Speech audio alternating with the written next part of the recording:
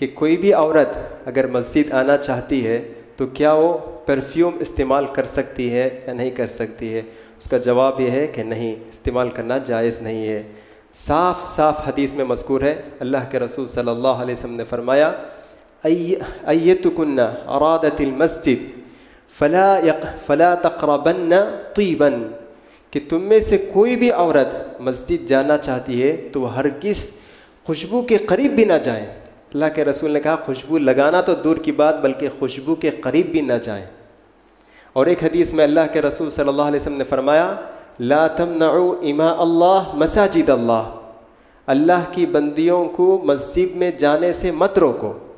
اور پھر اسی حدیث میں اللہ کے رسول نے فرمایا وَلْيَخْرُجْنَ تَفِلَاتٍ، مسجد جانے سے مت روکو۔ اور پھر اللہ کے رسول نے عورتوں سے کہا وَلْيَخْرُجْنَ تَفِلَاتٍ، جب مسجد جاتی ہیں تو سیدھا سادہ لباس میں جائیں، خوشبو وغیرہ استعمال کیے بغیر سیدھا سادہ لباس میں جائیں۔ یہ اللہ کے رسول صلی اللہ علیہ وسلم نے حکم دیا، کیونکہ مسجد یہ اللہ کا گھر ہے۔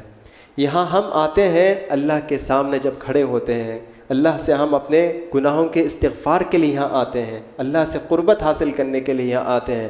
تو ایسے موقع پر اگر ہم خوشبو لگا کر اور ایسے لباس جس میں کشش ہو، اگر ایسے لباس اگر جب ہم پہن کر آتے ہیں تو وہ فتنے کا باعث بن سکتا ہے۔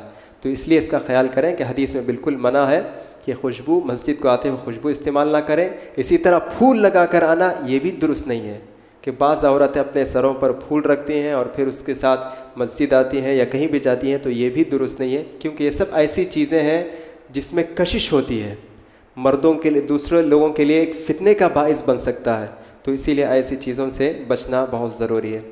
اللہ تعالیٰ سے دعا ہے کہ اللہ تعالیٰ ہم تمام لوگوں کو دینی احکام اور آداب سمجھنے اور اس پر عمل کرنے کی توفیق عطا فرمائے۔